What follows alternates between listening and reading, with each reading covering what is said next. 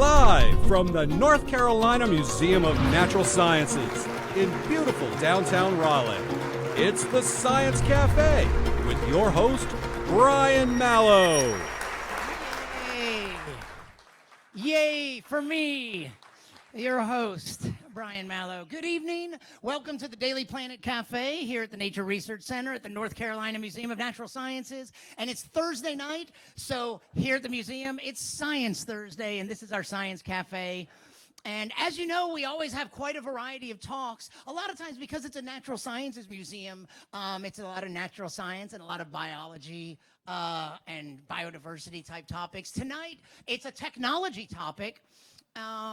And it's about drones. Now, I should say right up front, if you read the description, you might already know this. This isn't really about military drones and any of the ethical issues surrounding that. That's a big subject that we could devote a whole other cafe to. But that's not what this is about. Our guest tonight is a professional videographer and producer. And in fact, here at the museum in our emerging media department, he's the production manager.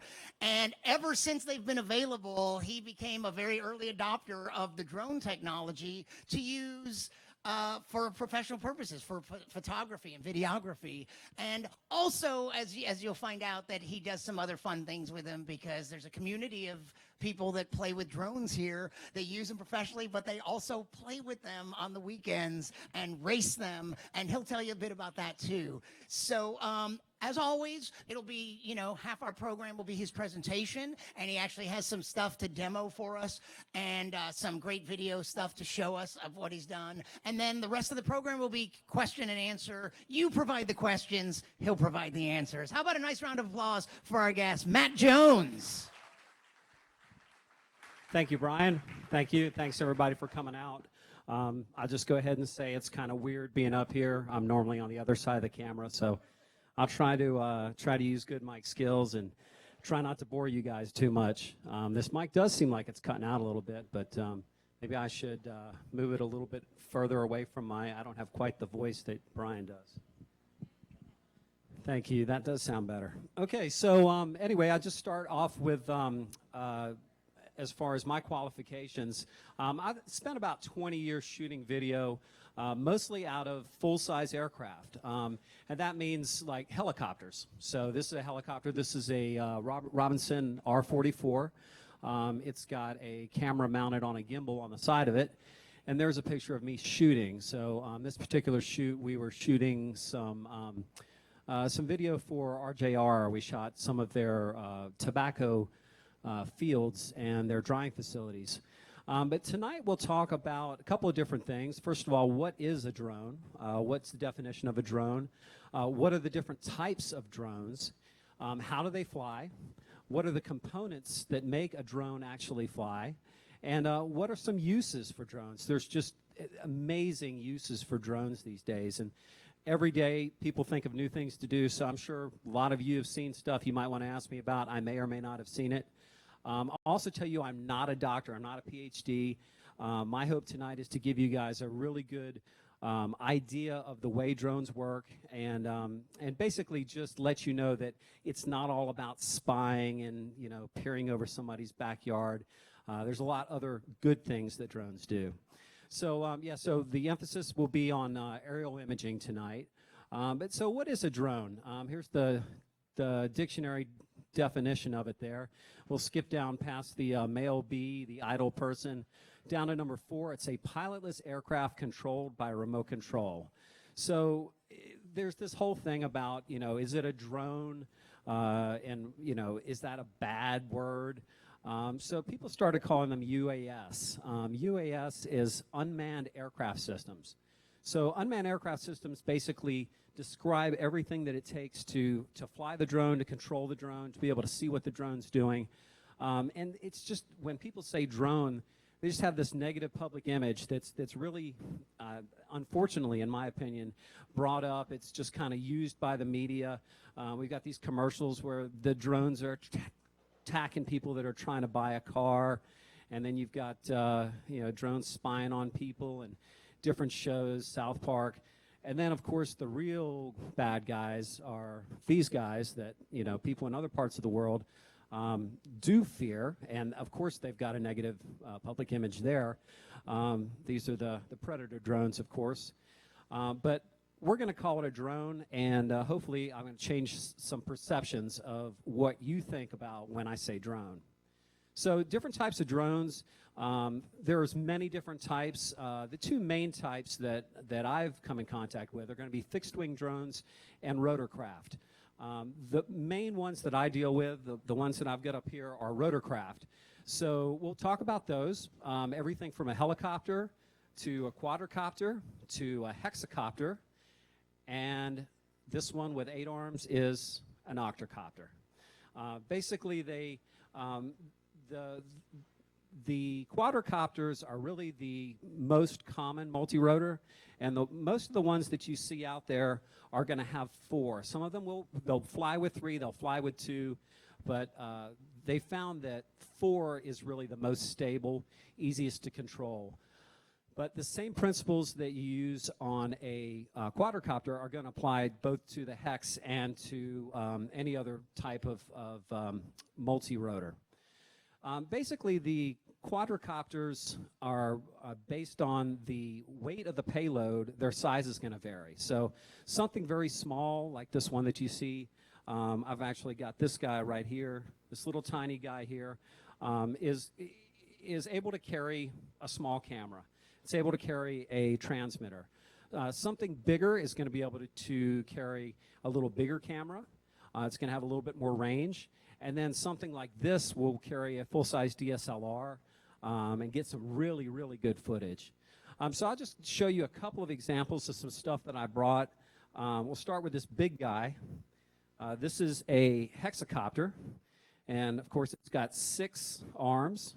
And it's got this gimbal down the front, which is actually keeping this GoPro steady. And then this blue thing that's hanging off the bottom here is the video antenna. And this thing that's sitting on the top is actually a GPS puck. So that's the big guy. The next one is this is a racer. This is something else we'll talk about. People are drone racing. So these are basically just made to go fast, to be highly maneuverable.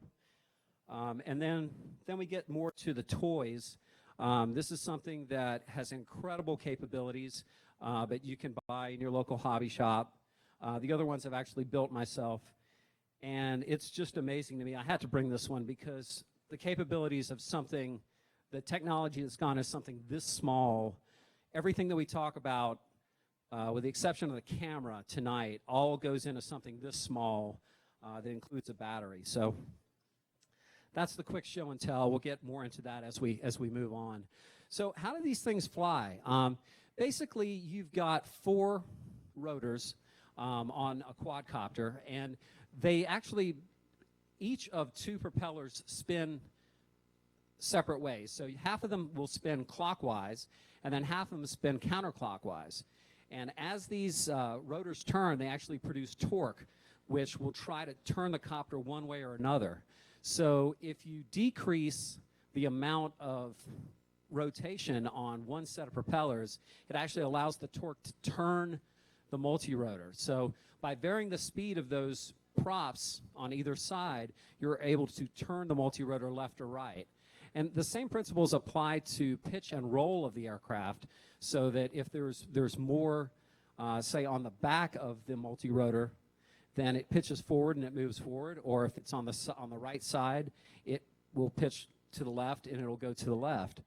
So all the flying is done by controlling the speed of each of the propellers. And we'll talk about a little bit about the components that actually make that happen. First of all is the control, and that's what this thing is here. It is a 2.4 gigahertz remote controller.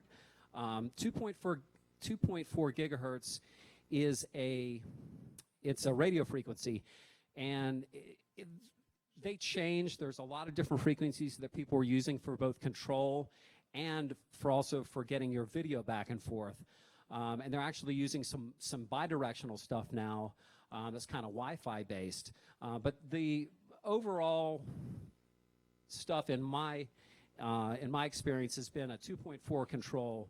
So that controls to a little piece that is on the aircraft, and that would be the radio control receiver.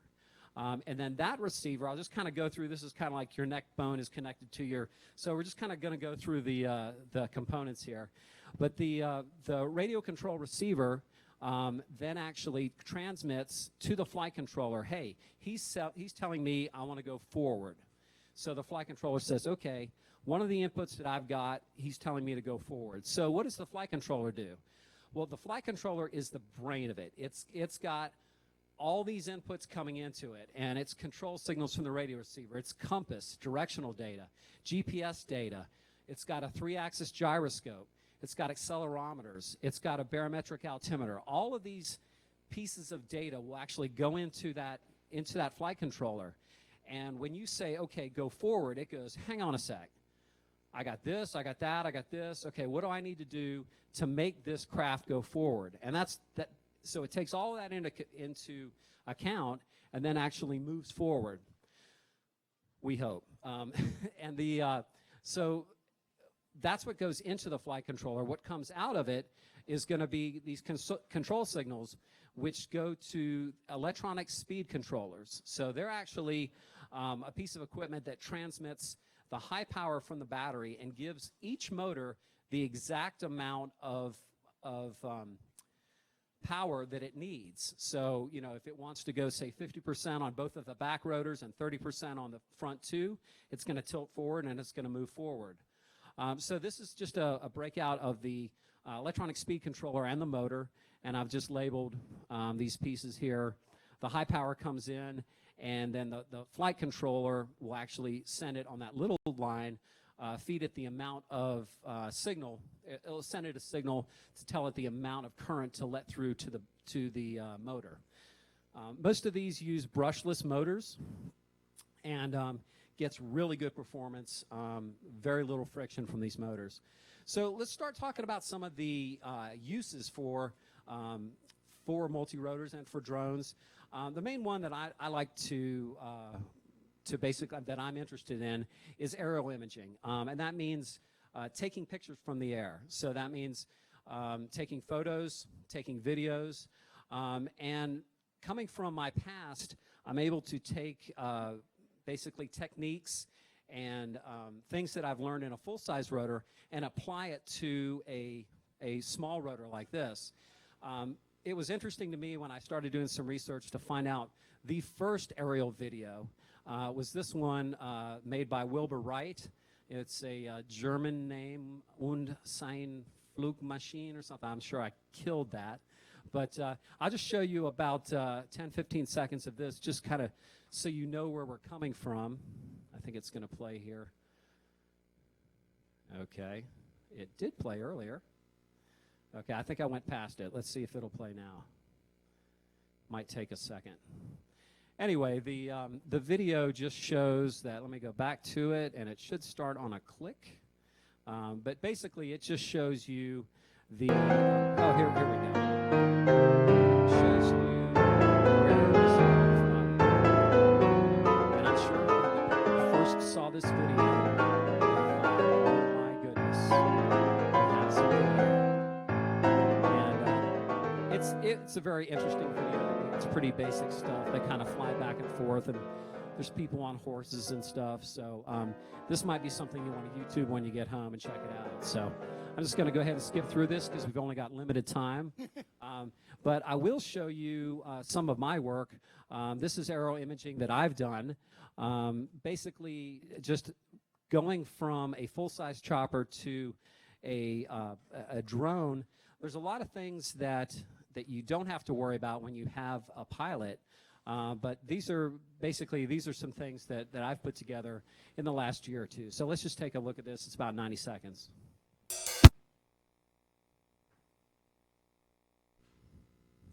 Okay, so it's going to be like that. I could try to throw my friends upstairs under the bus, but this is actually my problem. So let's see here.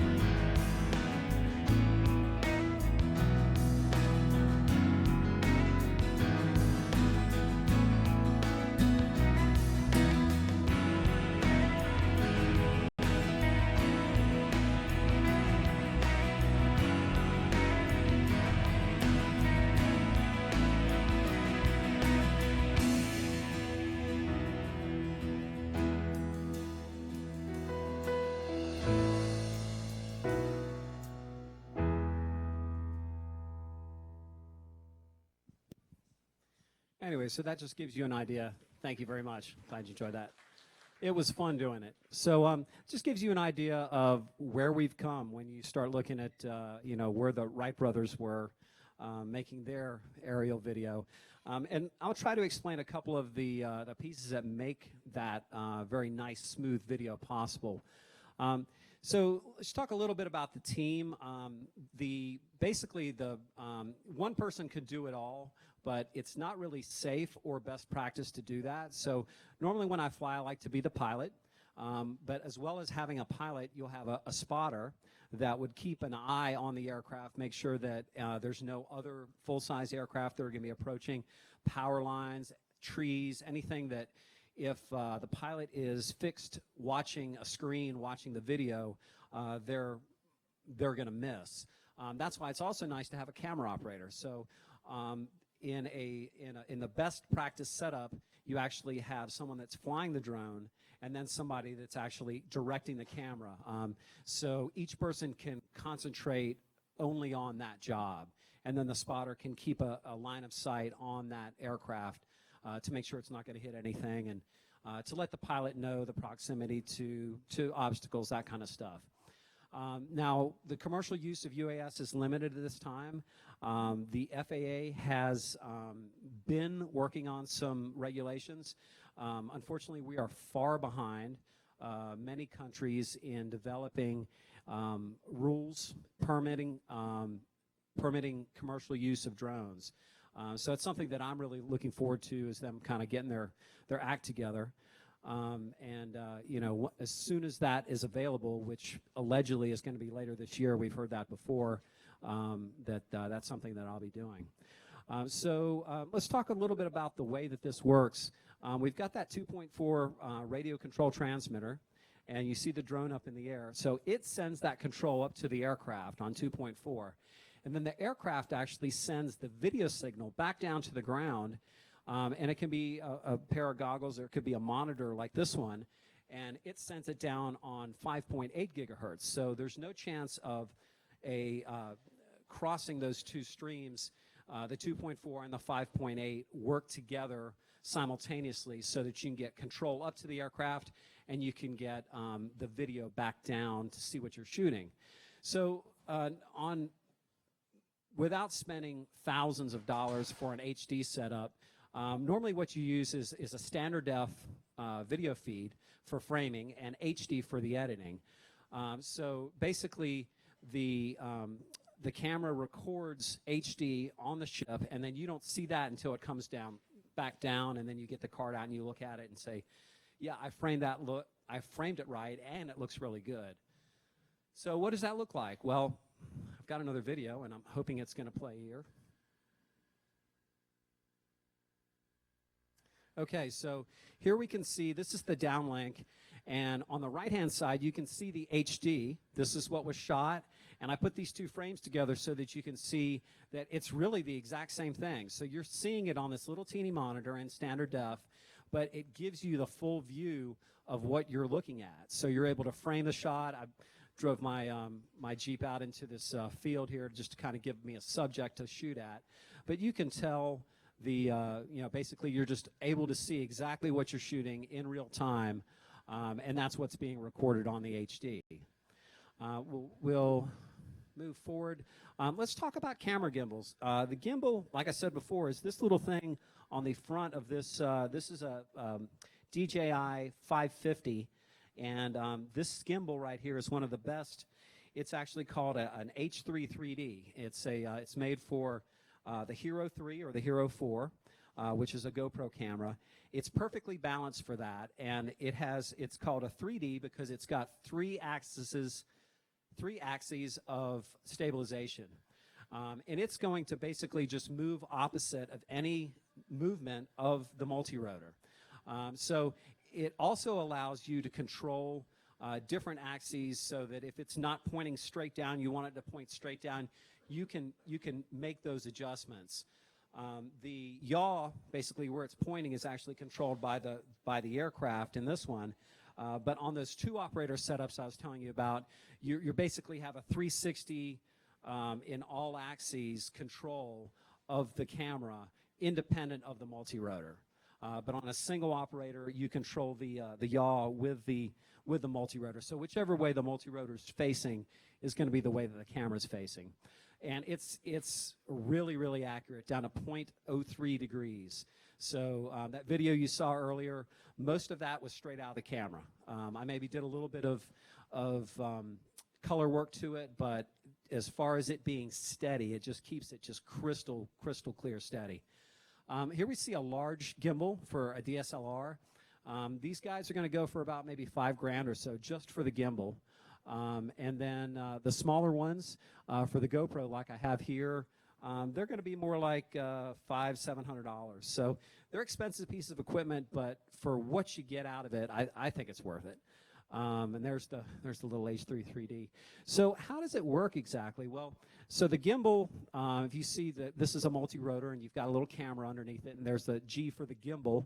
And if everything's at 0, then the camera's at 0.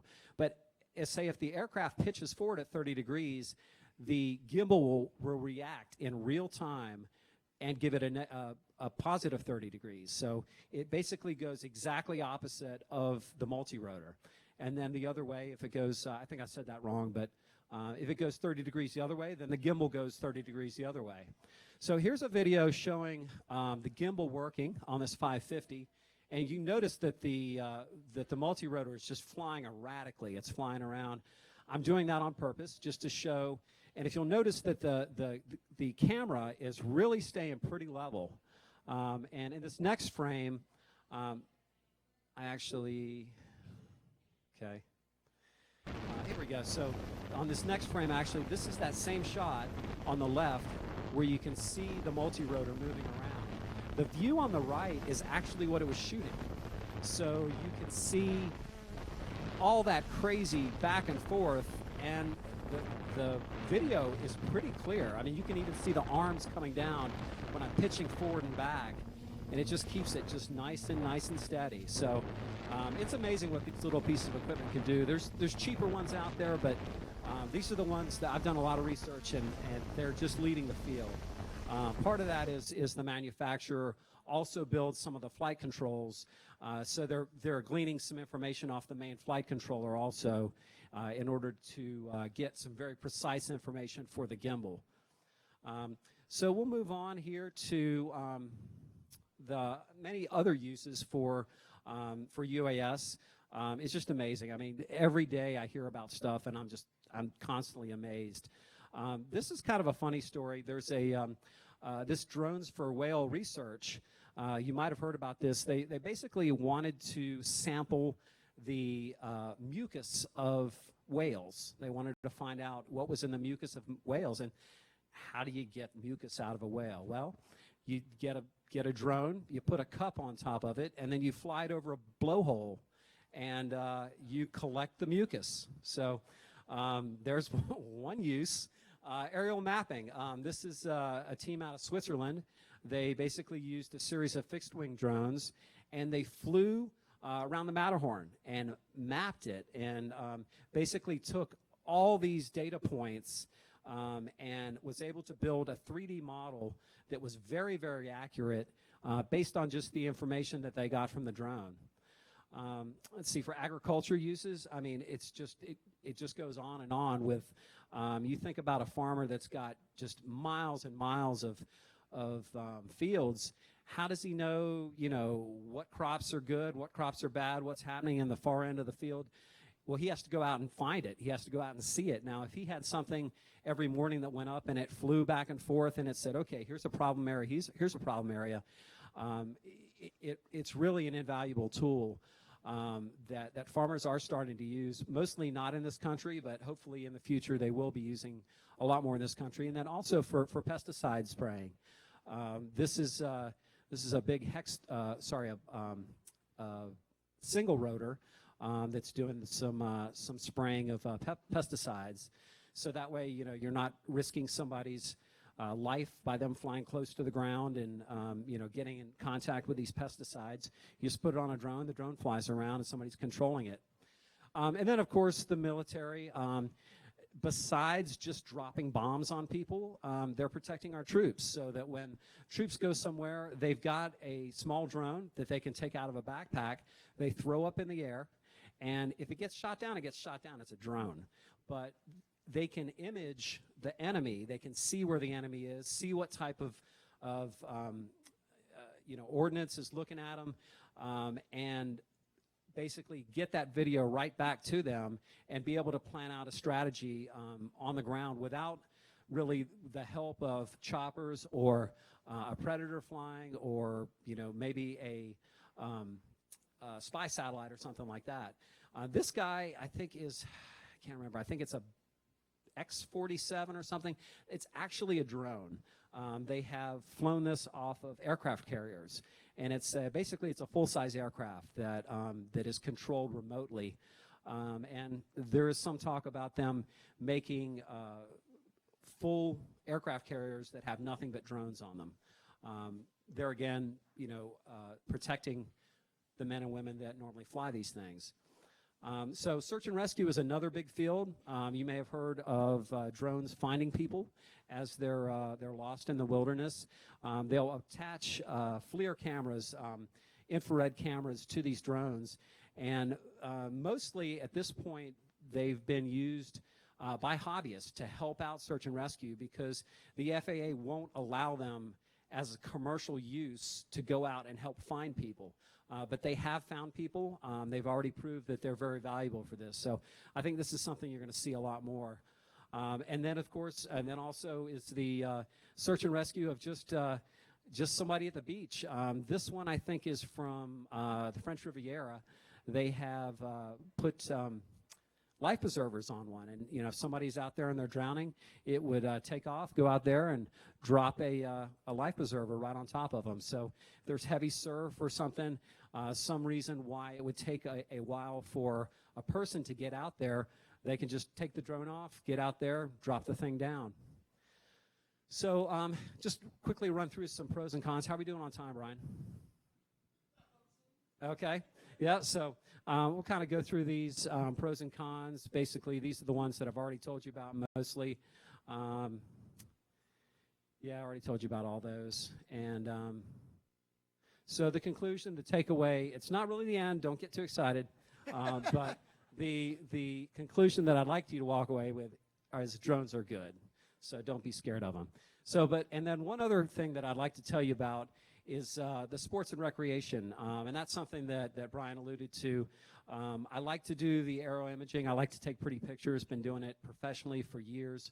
But something that I've just got into this year is drone racing. So basically what happens is you've got these little droners, these little guys here, they're called 250s, and you get a bunch of guys or girls and you sit around with these goggles on and you sit in a chair, and if anybody's ever seen the Empire Strikes Back with the speeder bikes that go through the trees, that's what it's like. You got drones going in front of you, drones going by, and you flying through trees, and it's just amazing.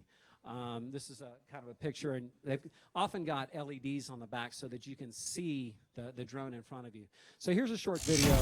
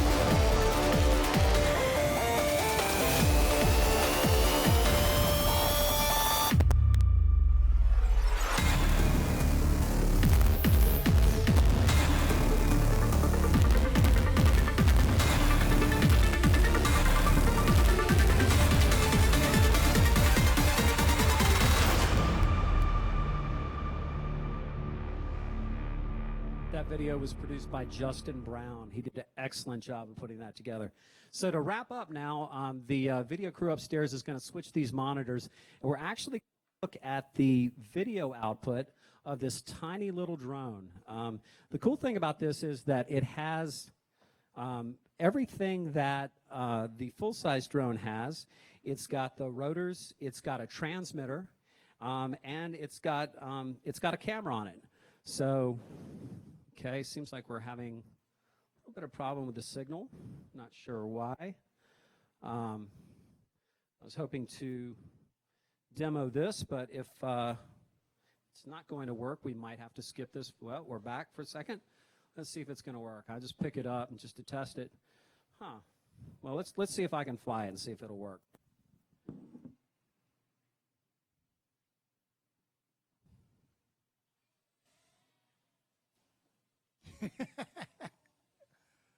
Oh, we lost the signal there.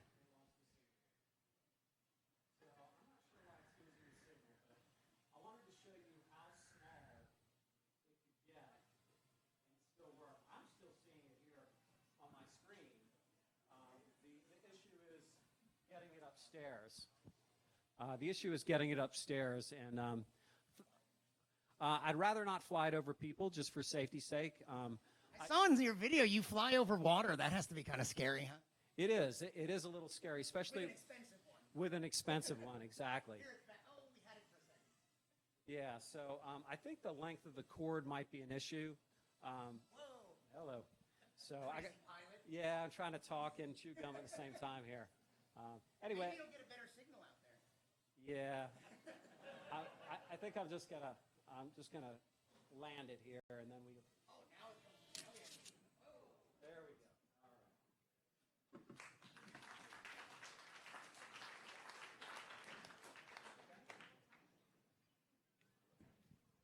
All right. Okay, so with that, I'll take questions. Was that? Is that a? Can you fly that little one again? Yeah. Yeah. Yeah, so now the rest of our program will be Q&A, and to get our attention, Katie and I have microphones, and we ask that you get our attention. And before we take one, did you talk about the battery power?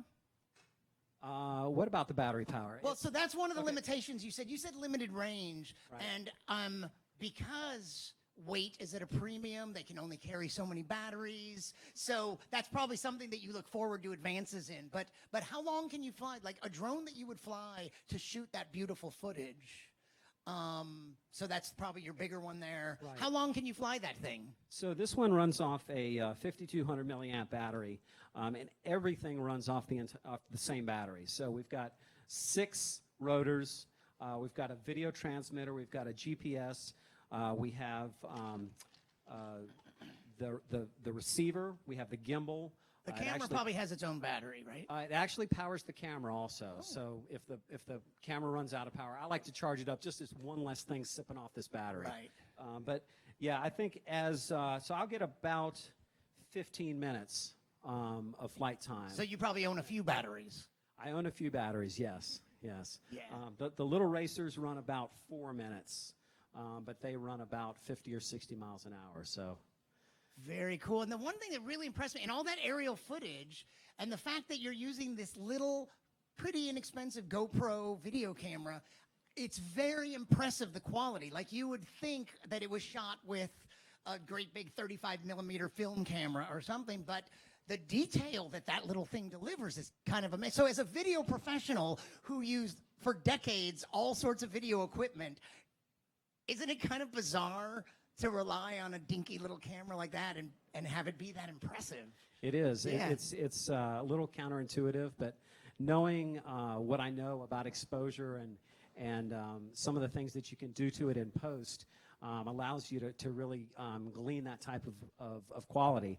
The other thing is most of the stuff that I shoot now is in 4K, and what we were watching is just in standard def. Is in regular HD.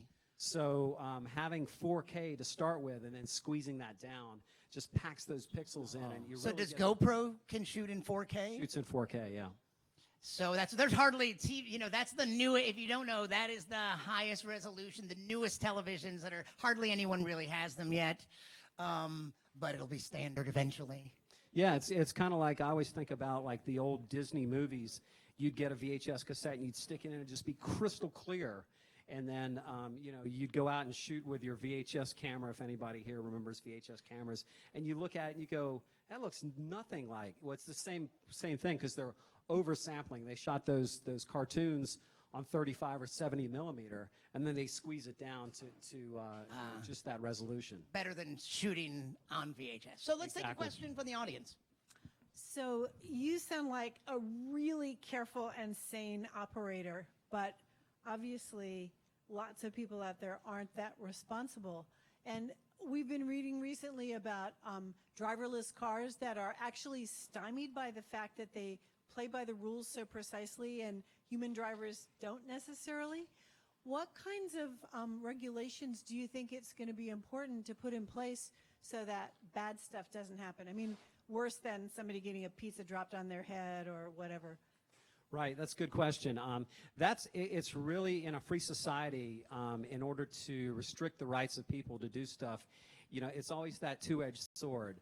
But when you start talking about drones that are autonomous, that's not something that I'm really a big fan of. I would prefer that it would be controlled by an operator, possibly two and a spotter. So as far as what they can do about autonomous drones, they're already starting to do it. It's more of a two-way communication where the drone actually has a GPS location. So before it even takes off, it knows where it is. There's no fly zones. So if you were to, say, go a mile from RDU and put your Phantom drone down and turn it on, it would go, no, I ain't taking off. It will not take off in these no-fly zones. So these no-fly zones have been mapped all over the country, and that information is actually loaded into the brain of the multi-rotor. Now, of course, there's multi-rotors that don't have those types of controllers, but as they're building more and more consumer drones, and people are going out and buying these higher powered drones, they're able to build these types of things in. And I think part of it is the concern for safety, but is also, I think, is these companies are going to be held liable if something happens, which, God forbid, it's going to happen eventually. Yeah, Matt, when you mentioned uses, you didn't mention this near future use that we keep hearing about, Amazon delivering packages. Yeah. Do you have any comments on that? It seems, I think to a lot of us, it seems insane and ridiculous, and it doesn't seem like it could possibly be better than UPS or something. Well, I've done a little bit of research on this, and it's amazing what they're doing. They're actually developing this in Australia, and they've got the drones so that they're actually fixed-wing drones that will fly to an area and then go into a hover, and then they actually drop down the package on a string, drop it, and then fly away. So they're basically the main problem with a drone is securing the landing zone. Because if you're going to fly around a neighborhood and then land, and somebody's 5-year-old goes up, oh, pretty rotors, bang, that's not a good thing. So in order to keep the drone high overhead and then drop it down, they've really taken care of that concern. Can you explain the controls a little bit? How hard is it to learn to fly them, and how much you have to practice to? Because you've obviously done it a lot, and you're still a little shaky there, or maybe that's just because you're nervous. Well, in my defense, I was trying to do like 3 things at once. And I'm not usually a speaker, so I like to sit behind the controls. But yeah, it's really not that tough. I actually started with this little guy. I've been flying RC most of my life, but when you start with something like this, all of the controls are the same as you move up. So you've got throttle, which is up and down. You've got yaw, which is back and forth. You've got pitch, which is forward and back, and tilt, which is left and right. So those controls are laid out on 4 sticks. And as you move up, for most of these, the racer actually flies differently. But for most of the aerial imaging drones, they fly exactly the same way. So you go out and spend $40 on something like this, fly it around your house, fly it around your yard. Hopefully don't go into the bush because you'll never find it. But the controls are they're similar as you move forward. So you can, once you're ready to make that jump, you're able to get a larger ship and fly it in higher winds, get more payload, and be able to fly for a longer time. Excuse me? 4 sticks, yep. Yeah, so you got throttle, yaw, pitch, and roll. And then you've also got the camera controls and then various switches that will go into different modes that will allow you to control it in different ways. Yes? How long do the racing one's battery last? Racing batteries usually last about 4 minutes. We normally run between 3 and 5 laps depending on the race course. And so 3 to 4 minutes is about as much time as you get. These things just churn through the batteries. What kind of range and distance, big to small? You know, how far away can they be controlled? And then do they just drop out of the sky if they go too far? I mean, that's a great question. No, they actually don't. Now, the racer will, and those are really made for line of sight, basically, say, from here to maybe, halfway or to the other side of the street, and then some more. Usually the courses are pretty short for the racers. Now, for the aerial imaging drones, they are getting ridiculous. We're seeing up to 5-6 miles on some of these new models now. Personally, when I'm shooting stuff like what you saw, there's no reason for me to fly more than a couple hundred yards. I want to be out of the shot, but I don't want to be so far away that I can't see the relationship between the drone and the object that I'm shooting. I want to see the tree, the side of the house, the side of the building. But to answer your question, I'd say the average drone has probably got about 1 kilometer, maybe 2, depending on the amount of trees and ground clutter, your altitude, and the topography around, which is going to eat up those signals. So you've got one thing to worry about is the control data, which are controlling it. And what happens is if you happen to lose control of that, then the multi-rotor has a fail-safe on it where it will basically climb to a certain altitude, it flies back to the point from which it took off, and then it comes down and lands itself. And some of the more advanced ones now actually track the transmitter. So people had a problem at first when they were doing that. They'd fly from a boat, and it'd take off, and it would go out of range, and it would come back, and it would land in the water. So now they've got them actually tracking the transmitter. The transmitter is putting out a constant GPS signal. Here's where I am, so that if it does go out of range, then it comes back and it actually lands where the operator is.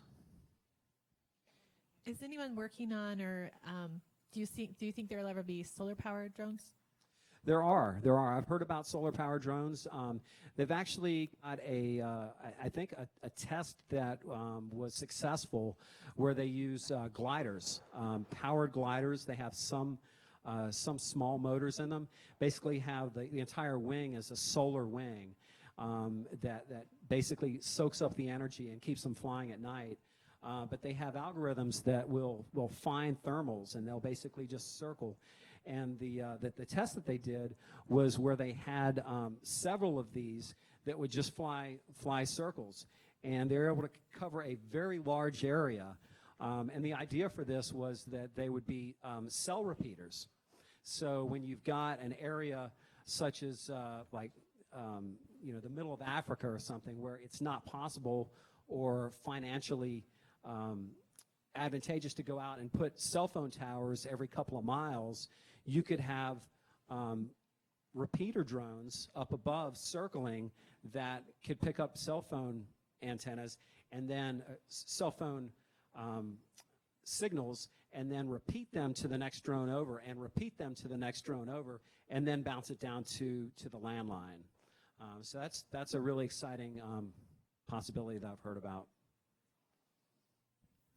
So I was I was at the 4th of July thing in downtown Raleigh, and I saw a drone that was taking off during the fireworks. What are the restrictions that the government has on taking off during fireworks? Because I know there was a YouTube video and the guy got in a bunch of trouble. And then have you ever done any photo shootings with while the fireworks were going on? No, the problem with doing that at night is if you could lose control of the drone, especially flying around explosives like that. That if one of the fireworks was to go in and hit the drone, it could possibly lose control. I think I know the man that you're talking about, and he actually worked with the fireworks company and got permission. He actually had Raleigh Police Department was there. I'm not sure that I would have done it, but he got the permission that he needed to do it, and he got some pretty good footage. But it's done a little bit more than I would like, and you certainly can go on YouTube and watch people that fly through the middle of fireworks. And if you've got something you really don't care about, I guess you could do that. But I'm not doing it with my drones. Okay, I know that according to the Bible that Noah landed on Mount Ararat. Now, do they have any kind of drones with infrared cameras that could maybe detect the actual ark? I'm sorry, detect what? The actual ark that Noah built. Because they say it's in the mountain, but she's on the side that the people are not allowed to go on. So that's why I was wondering if you had any kind of drones with infrared that could be used to detect something like that or other buried stuff. They do, and that's like the search and rescue stuff I was showing. They have a FLIR camera, which is a forward-looking infrared R receiver, I guess. But those are what's going to show the infrared. Those cameras are actually coming down in price, and I've seen people mounting them to smaller drones recently. We actually have a scientist, Dr. Roland Kays, who was recently down in Panama, and he actually is looking for a particular type of monkey that feeds on a particular type of fauna. And so when they got down there to this island, they put the infrared camera on the drone. There's no gimbal or anything, but they basically took off and flew over this over this island back and forth, and they were able to plot all of the types of trees that these monkeys like. There's one over here and one over here, so that they know now where to go look for those monkeys. And just as an aside, since you mentioned Roland Kays, he's the director of our biodiversity lab. He's in Kenya right now, and tomorrow at 11 a.m. in the Daily Planet Theater, we're going to have a live video call to him. And he's really there for an interesting project with the Smithsonian. About 100 years ago, Teddy Roosevelt, weeks after he left the White House, went on a year-long biological survey. None of our recent presidents have done anything like this. And went collecting animals around Africa and Kenya. And they're going to go to some of the same places and collect animals and also go up Mount Kenya and see if climate change has driven some of the animals up the mountain. So anyway, tomorrow at 11, we're going to have a live talk with Roland, and you're welcome to join us and even ask him questions while he's in Kenya. Okay, so I assume you're using lithium polymer batteries in the racers, right? That's correct. Are you using 3S or 4S? They use 4S. So if you're discharging them within 4 minutes, do you ever have a problem of discharging them too fast? They discharge very fast. I know they do. Have you ever had the problem with them exploding or seen them or anything? I have not. I've seen them. I've seen people crash, and I've seen them burn, literally burn. And if anybody's ever seen lithium burn, you know it's a very hot fire. When I charge these, and I charge them at home, I've got fire-safe bags that I put each battery into. Mainly, you're worried about fire when you're either discharging or charging the battery. Normally, just under normal use, they're not going to explode. It's when they're pierced, when they hit the ground, and a couple of the contacts that don't normally touch together, that's when it's going to start the fire. So you get electronics all the time, and they come with these little books of stuff, and it says, don't do this, don't do that. On these things, they're serious. You really have to be careful when you're charging lithium polymer batteries. That was a very technical and informed question. So who are you to be asking that question? What's your background? Why did you ask that question? I race nationally ranked remote-controlled cars, 10th scale cars, and we use lithium polymer batteries the same. But they usually take the fail-safes off to try to get because we have 10-minute run times on the mains for these, and these batteries, I don't know what's the milliamp. We run like 1,300. Yeah, ours that we run. Oh, there it goes. In the nationals, we run a 9,000 milliamp at 100C, which is a lot, and they tend to. Fires and explosions. Usually, there's one a week. People's cars just explode up in little fireballs, and it's kind of fun to watch. But Somebody's wallet burning. Yes, sir. A lot less technical. As a grandparent, you go into stores and you see these things for sale.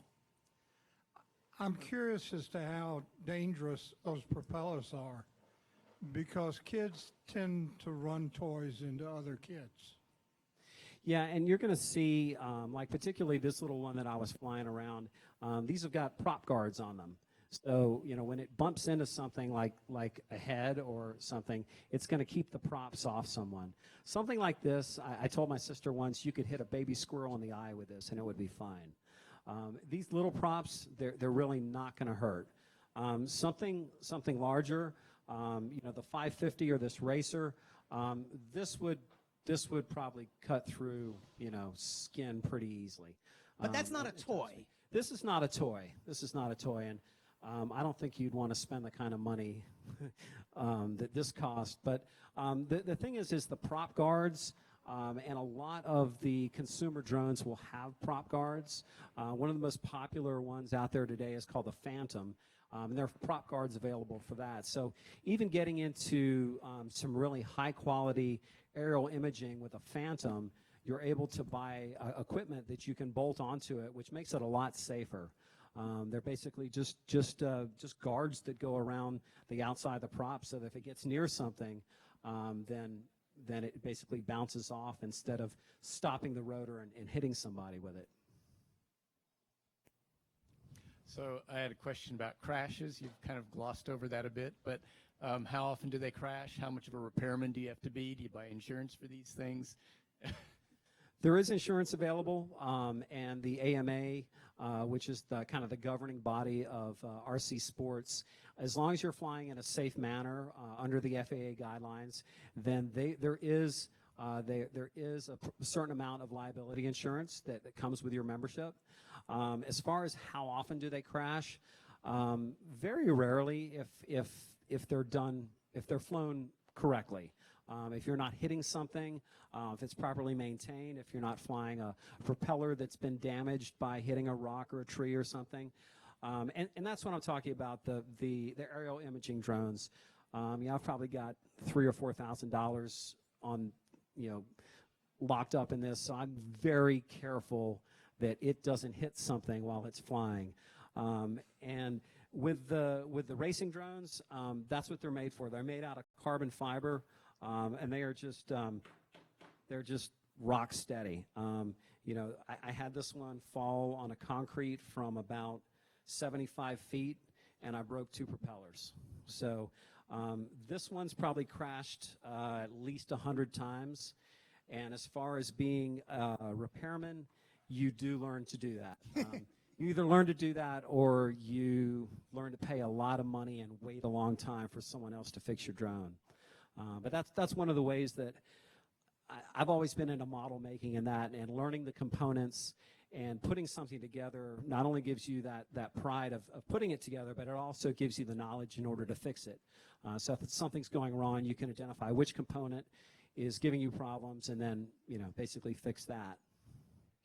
Well, Matt, this has been really cool. I wonder, can we, right before the program, you briefly flew that tiniest one.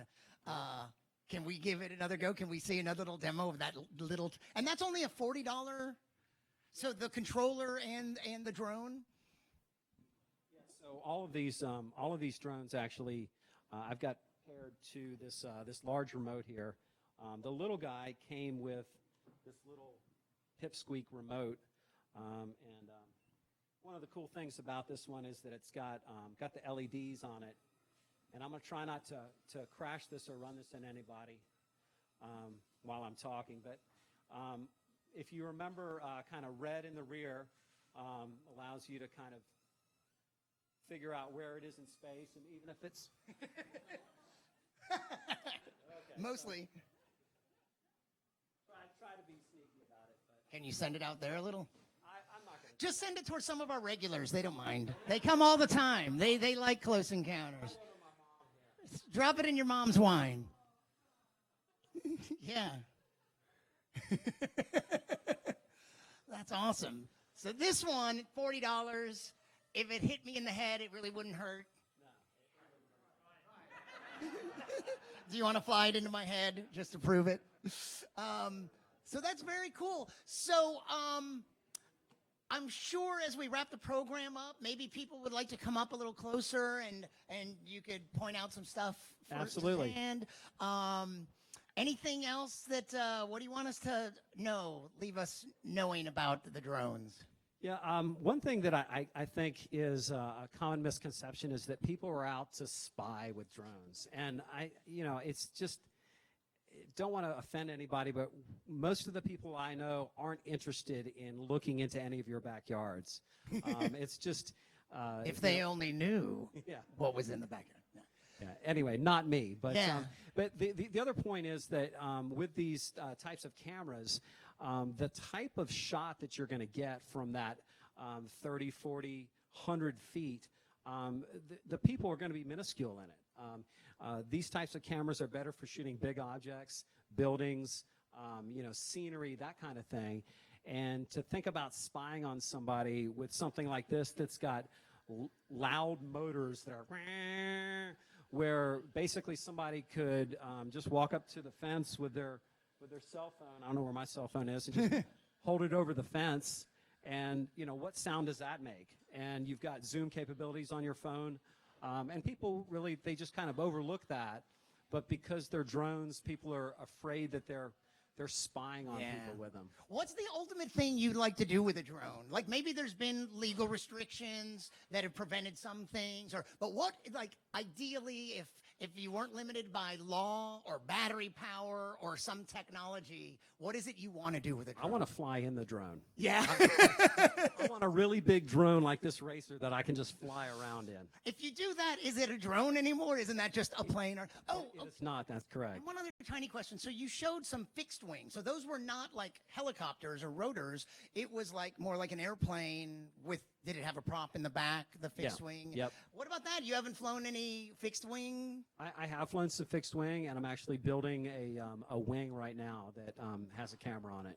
Well, what advantage or disadvantage? Probably can't hover the same way. You can hover, but you actually have lift so that you could glide. Okay. Well, very cool. This has been really interesting. How about a nice round of applause for Matt Jones? Thank you. And like I said, we got to wrap up our program now, but come up and feel free to talk. All right, you're going to anyway. Okay. I don't know if you fly at Dorothea Dix or if you know about the guys who fly down there. For anybody who is interested, you might comment that that's a good place to go to learn about both fixed wing and drones. Great. Do you do that? How did you know that? Yeah. You fly drones? Oh. Fixed. Really? You fly fixed wing, and do you go out to Dorothea Dix and do it? And so do some of your... Yep, absolutely. I do a lot of Saturdays and Sundays? Saturdays and Sundays out at Dix Field. There's a big field out there, and you'll find if this is something you're interested in, go out there, take your kids. People are just really nice. They're eager to show off their stuff, and you can sit there and watch them, ask them all the questions you want. Excellent. So thank you very much, and come on up here and feel free to ask him anything, but we got to wrap up our program. We've got a 3-day RC event this weekend. Out at near Zebulon at Bethlehem Chapel. If you go to rd-rc.com, you can find the directions, and it's all for charity. All right. So excellent. Thank you very much, you guys. Great questions. Once again, thank you, Matt Jones. And come on up and take a closer look.